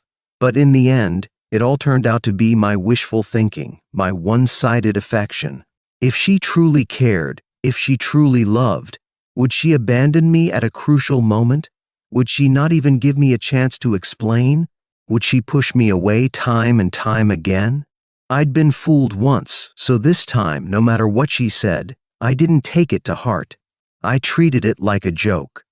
So the expected forgiveness and look of surprise didn't appear on my face. My simple "okay" made Victoria's expression freeze instantly. She couldn't understand. She had told me everything from her heart. Why was I still indifferent? Through the window, Looking at that cold face, she felt like even breathing was becoming heavy and difficult. But time was ticking, so she had to keep baring her heart, holding nothing back. Sincere, the only person I love now is you. Please, give me one more chance, okay? I swear to you, this time I will never do those foolish things again. I will publicly acknowledge our relationship to everyone. I will treat you like I used to. If you're willing, we can get engaged immediately. I will give you a clear and definite future. Victoria spoke every word with conviction, completely sure of herself. Looking at her sincere face, I lowered my head, my eyes clearing up. If these words had come 2 months earlier, I would have believed them. It's a pity that there's no if in this world, and I don't want any future. I don't think that the person you love is me, nor do I think that we have a future. If that's all you want to say, then let me be clear. You and I, there is absolutely no possibility. The last bit of hope in Victoria's heart was shattered like this. Her face paled, her body trembling slightly. The veins on the back of her clenched fist were bulging. Those sorrowful eyes looked at me deeply, her voice even choking with sobs. Why, Sincere? I've already admitted my mistake. Why can't you forgive me? Have you forgotten what you said, that you only wanted to be with me? Have you forgotten that you promised to never leave me? Of course, I remembered the words I said. After all, I had once truly considered Victoria and that relationship as the most important, most cherished thing in my life. It's just that all promises are limited to the time that I still loved her. And now, Victoria and I are practically strangers, so what's the point of talking about promises and affections? So I didn't give her a chance to continue her performance of seeking repentance. Then have you forgotten that you said you only see me as a friend, that there's no future with me? Have you forgotten that you said you wouldn't like me no matter what? Have you forgotten the words you said about not wanting to see me again? You remember everything, except for those things, right? Victoria's face grew pale as I spoke, my voice firm and powerful. The casual jokes and angry words she'd said without thinking at this moment were like boomerangs, hitting her heart precisely. She kept shaking her head, trying to deny it all. No, Sincere, I didn't know I was in love with you then. That's why I said that. Then when you talked about our relationship, which wasn't public as gossip, bragging to your girlfriends in the bar, did you ever think about today? One sentence answered the doubts in Victoria's heart. She finally understood why I had fought with Ethan in the bar, why, after that night, we could never go back to the way things were. It turned out I'd heard their conversation outside the booth. Realizing this, Victoria felt a buzzing in her head, her blood rushing in reverse. Her mind was racing, trying to find a reason to explain, instinctively reaching out and feeling for the car window, wanting to grab my hand and keep me, to buy more time. But seeing the time was up, I didn't hesitate for a moment and closed the window. Her hand was pinched, turning purple and blue, but she still didn't pull it back, streaks of blood seeping along the window, a bloody smell filling the air. I frowned and glanced at her, then lowered the window to push her lifeless hand out of the way. After closing the window again, I started the car, finally leaving one sentence behind, my voice cold. Your hypocritical, selfish love, you can keep that for Ethan. I, Sincere, don't need it. After receiving the confirmation of the indictment from the prosecutor's office, the Sincere family breathed a sigh of relief. They entrusted all the remaining matters to the lawyer returned to Madrid. Although far from his homeland, the complexities of human relationships and worries were also left behind. I breathed a sigh of relief. As time passed, he gradually adapted to life there. My parents asked him about his future plans. He picked up a piece of fruit, fed it to my mom, and blinked. Mom, I've been thinking about that lately. I'd really like to continue my studies, but I also want to take some time off and find a job to experience life. What do you guys suggest? The wind was a bit strong in the garden. My dad brought 2 blankets to his wife and son, smiling cheerfully. You're only going to be 23 after your birthday in a few days. There will be plenty of opportunities to work in the future. Dad still wants you to be free to pursue the life you want. Continuing your studies or traveling the world while you're young would both be great."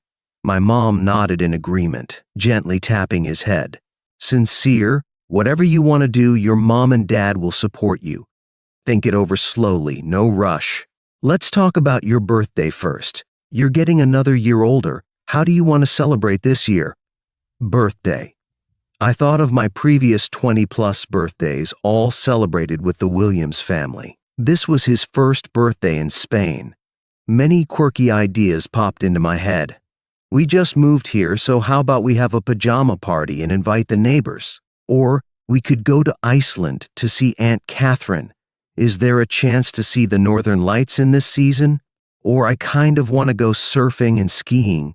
Seeing their son bothered by these happy little things, my parents finally felt at ease.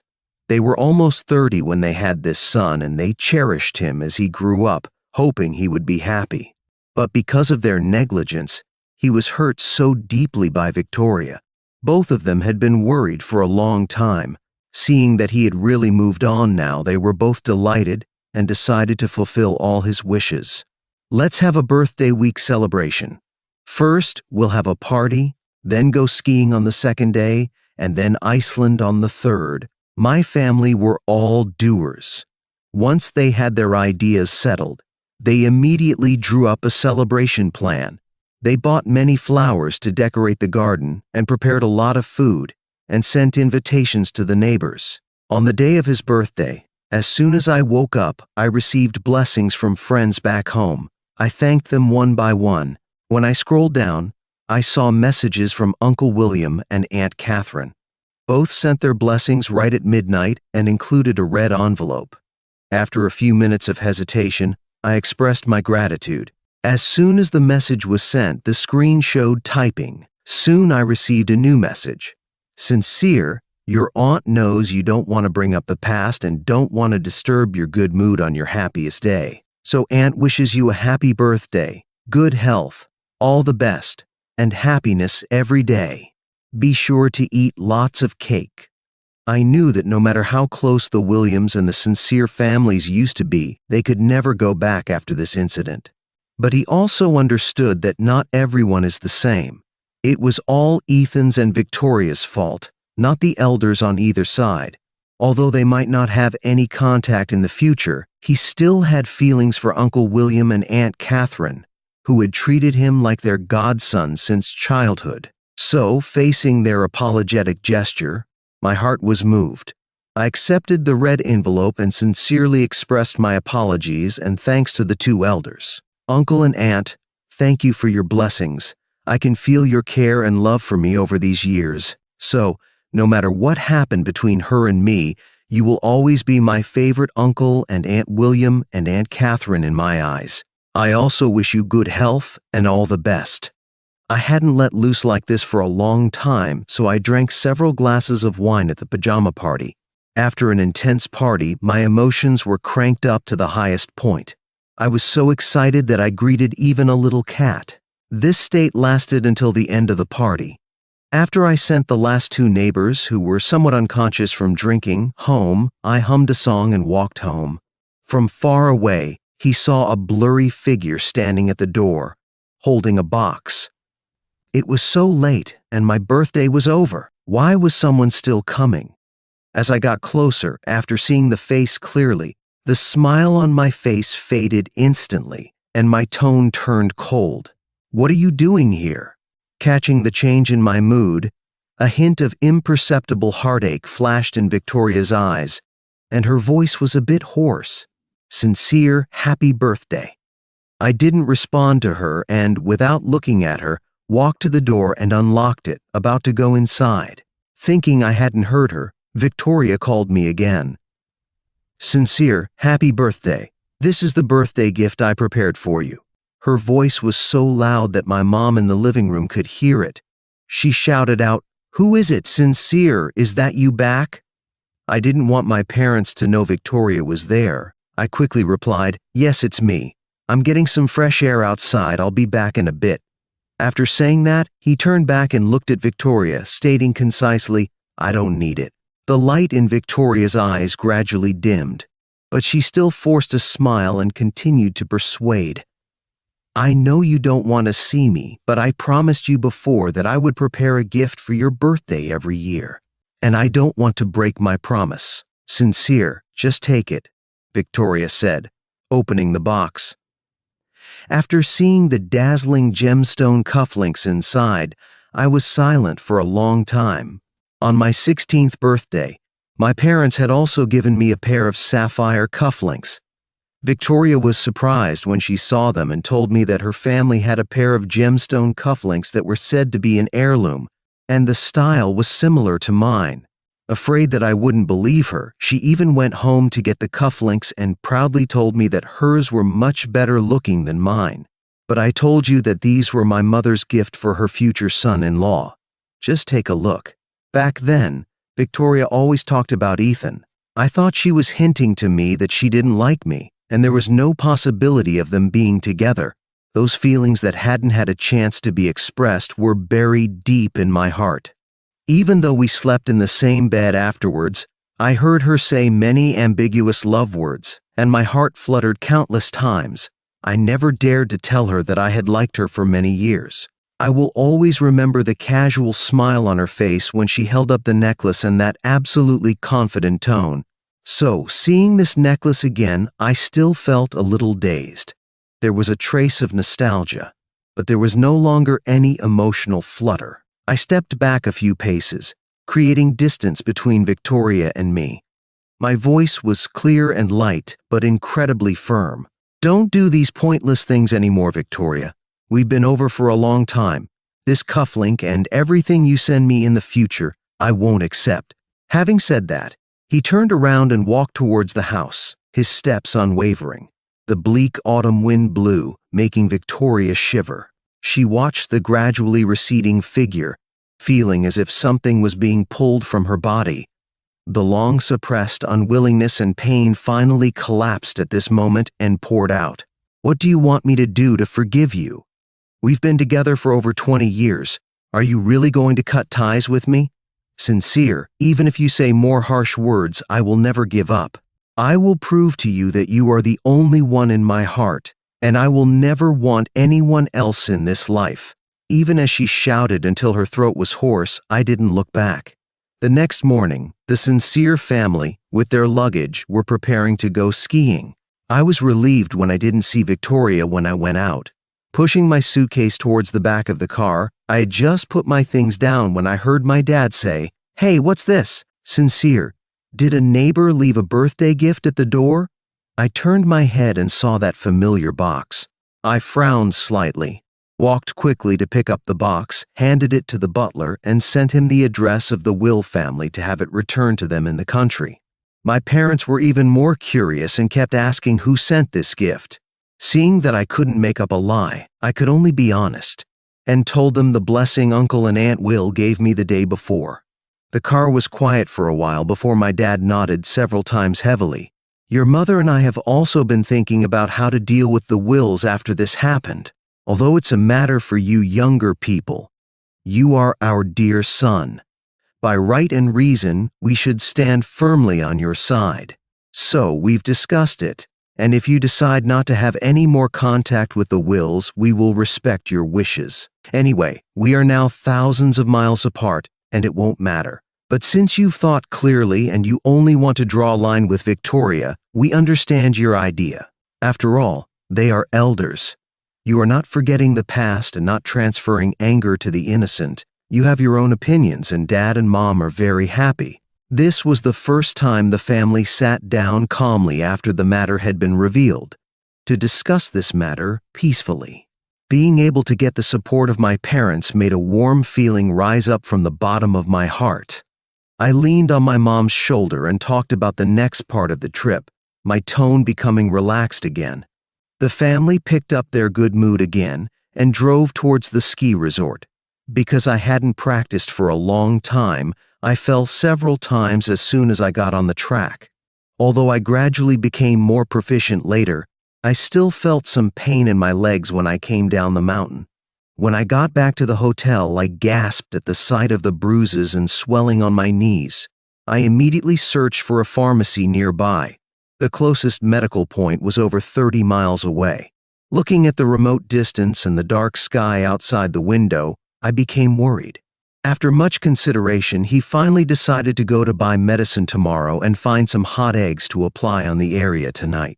After changing into clean clothes, I limped and pushed the door open, preparing to go to the restaurant. The elevator just happened to stop on this floor. I raised my head at the sound and my eyes met a familiar pair of eyes. It was Victoria again. The moment I saw her, my expression turned cold. "You're stalking me." It wasn't a question, but an accusation. Seeing that I seemed to be angry, Victoria panicked and explained in a flustered manner, "Sincere, I was just a little worried about you." "Worried? My parents are by my side. What is there to be worried about? And besides, what qualifications do you have to be worried about me? Why do you have to romanticize a criminal act so ambiguously?" Victoria was speechless and choked. Seeing me enter the elevator, she followed quickly behind me. "It's my fault, Sincere. Don't be angry. I saw that you were injured at the ski resort, so I went to buy medicine. Don't play around with your own body, okay?" Hearing these words from Victoria, I just felt like laughing, because the car accident, my forehead hit the scar, was still clearly visible. The wound on my arm, caused by the chandelier, was 4 inches long, and the calluses on the back of my heels were from the countless leather shoes that had rubbed them raw because of her. I had suffered so many injuries because of her, and she hadn't said a word of comfort, always indifferent. Now, she was just faking concern and showing off her affections because of a minor injury that hadn't even drawn blood. So I didn't even look at the bag she was holding out. As soon as the elevator doors opened, I walked straight out. My coldness caused a pang of pain in Victoria's heart, but she didn't want to give up. She followed closely behind me. Seeing that I had ordered some eggs, she guessed my intention, and her tone became even more anxious. "Sincere, I bought medicine. Why won't you accept my kindness? Do you have to be angry with me?" I chuckled, my eyes unwavering. "Angry? We don't have any relationship. Why would I be angry with you? I simply don't want any interaction with you." Victoria's heart went completely cold with those words. As she watched me leave, her hand fell limply. Her eyes, filled with fatigue, gradually reddened and welled up with tears. A deep sense of helplessness and despair washed over her, making it difficult to breathe. Victoria sat alone in the corner for a long time. The restaurant closed, and a waiter had to remind her before she finally snapped back to reality. She handed the bag to the waiter, begging him for a favor. Although the warm eggs had reduced the swelling, they still didn't relieve the pain. I was so busy that I hadn't even eaten dinner. My parents had sent over a steak especially for me. When they saw the wound on my leg, they were incredibly distressed. Just as a waiter came to deliver a towel, they asked about it. Upon learning that the hotel had medicine available for only $100, they immediately bought some. Soon after, the waiter brought the medicine. Seeing the unopened box, I felt a little strange. I had asked the cleaning lady in the afternoon, and she said that the hotel didn't sell medication. How could they have changed their story after just 2 hours? I was suspicious and wanted to ask again, but my father was already applying the medicine. "Sincere, we've already paid for it.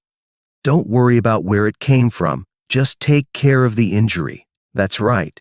You fell so badly, I don't know if you'll even be able to walk tomorrow. Maybe you should rest for a couple of days before going to Iceland."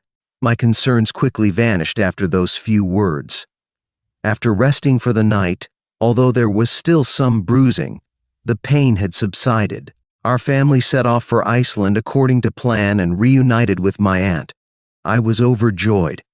Under the dazzling northern lights, I raised my hand and made my 23rd birthday wish. I hope to see a broader world, meet more interesting people, and for everyone around me to be healthy and safe in the new year. Hearing these ordinary wishes, my aunt chuckled and bumped my arm with hers, teasing softly, "Is that all? Don't you wish for a passionate romance with a beautiful woman?" I knew that my aunt was joking. I was just about to tease back when I spotted a familiar figure. About 30 feet away, Victoria was standing in the crowd, watching me intently. My aunt followed my gaze, her eyes lighting up. She laughed and exclaimed, "I think that beautiful woman is quite suitable.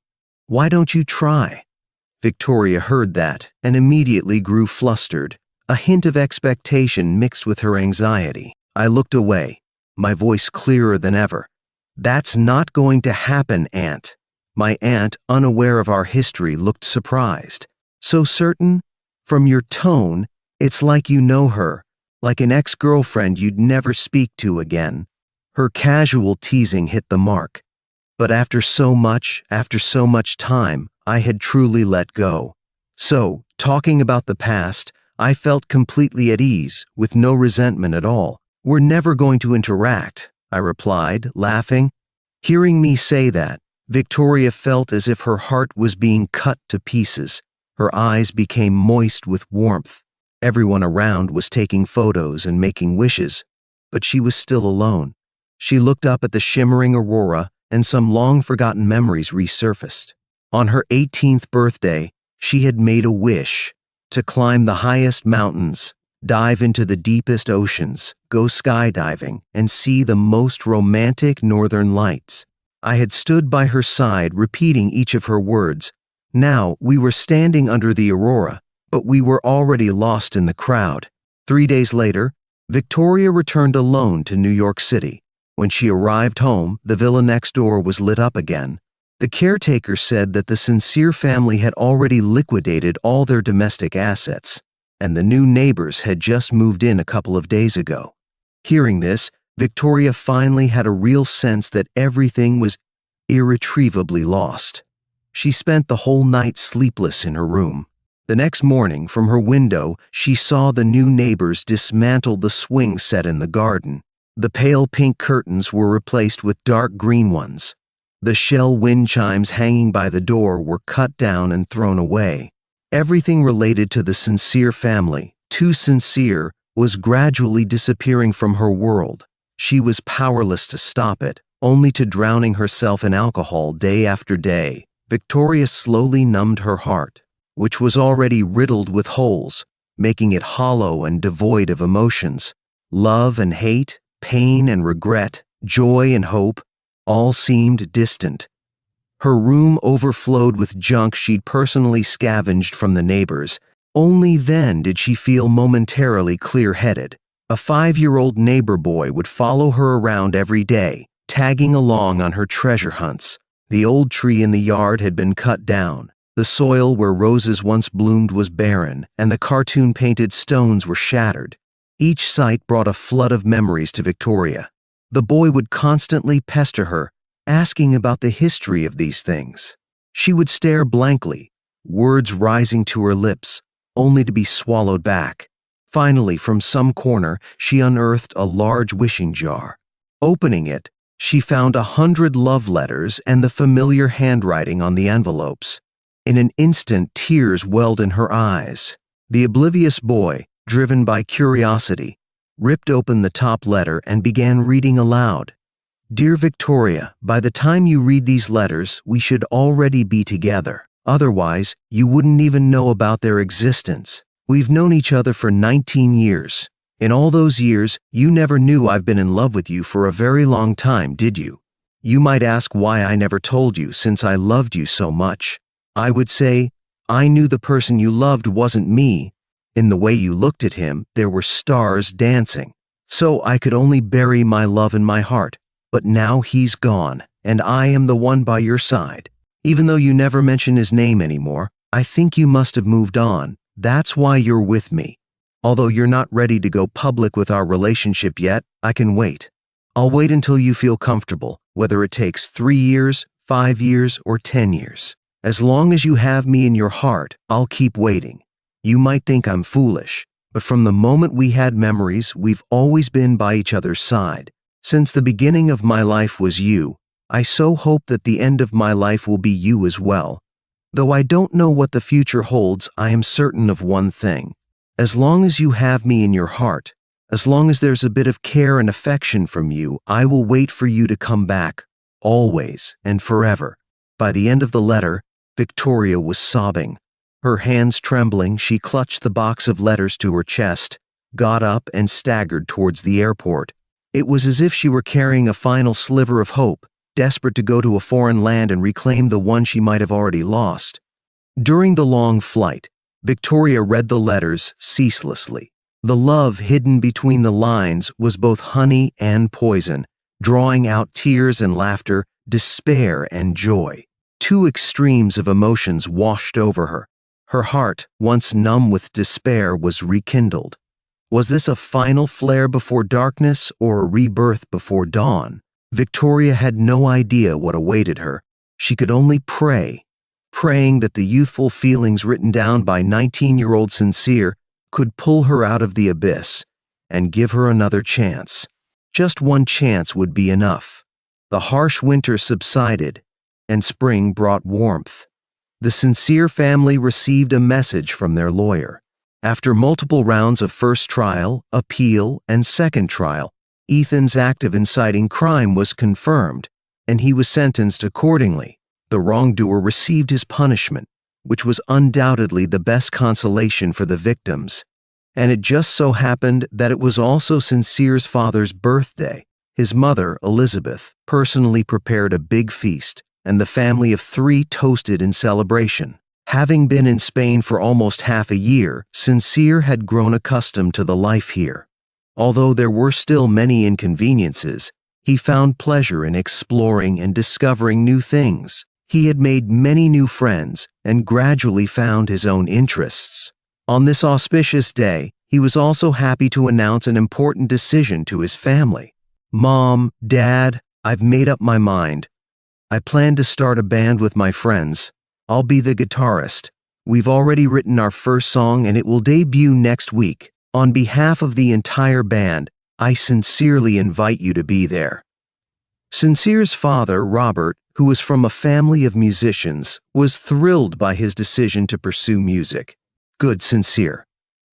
If you encounter any difficulties in your creative process, just let me know. Your father will be more than happy to share his knowledge and support your dreams." His mom, Elizabeth, also started applauding, her eyes filled with relief.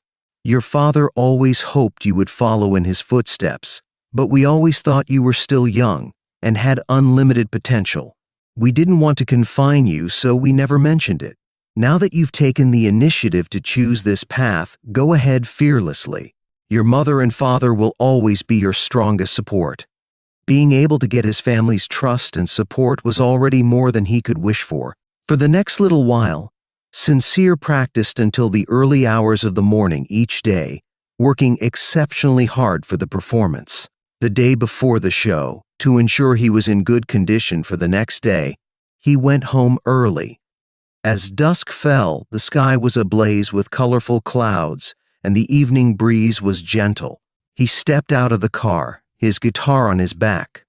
When he looked up, he was caught completely off guard. It was someone I hadn't seen in ages. After 2 months, Victoria looked much more haggard, so thin that her eye sockets were hollow, her complexion ashen as if shrouded in a cloud. At first glance, I didn't even recognize her. It was only when I heard her voice that I realized, "Sincere, it's been a while. How are you?" As soon as the words left her mouth, Victoria seemed to realize it was inappropriate. The vibrant face before her, with laughter lines around the eyes, was exactly the same as it had been when she was 18. I was doing well, unlike her, who seemed to be wallowing in endless guilt and regret, unable to break free. And it was true. The look in my eyes wasn't cold and indifferent like it used to be. All that remained was the detachment and calm of someone facing a stranger. I had indeed let go of everything. All love, hate, grievances, and indignation were in the past. So I just glanced at her indifferently. "Fine." Seeing that I was about to leave again, Victoria anxiously thrust the treasured letters in front of my eyes. "Sincere, I found the letters you wrote to me when you were a teenager. You see these yellowish papers. My buried memories were slightly loosened, but after a moment of surprise, I stated my position with just one sentence. That was then, and this is now. But you said that as long as I cared and liked you just a little, you would wait for me forever. Now you are the only one in my heart. Please, give me one more chance. Victoria's voice cracked at the end. I didn't say anything. I took all the letters and, under her incredulous gaze, personally tore the memory-laden letters to shreds. Okay, now everything is cleared. We have no connection anymore. Please, don't bother me again in the future. He raised his hand, and the fragments scattered like snowflakes, vanishing in the wind in an instant. I didn't look at her expression and strode towards my home. After the door closed, dusk descended. The lights in the yard turned on one by one. The warm yellow light shone on the weeping crabapple trees that were in full bloom in the yard, swaying in the evening breeze. Soothing piano music drifted from the living room. The lively rhythm made my steps lighter. You're back. How's the preparation for tomorrow's performance? Hearing my mother's gentle tone, I put down my guitar, walked over to my parents, and replied with a cheerful voice, Stay tuned. Look forward to me standing on a brand new stage, embracing my bright future.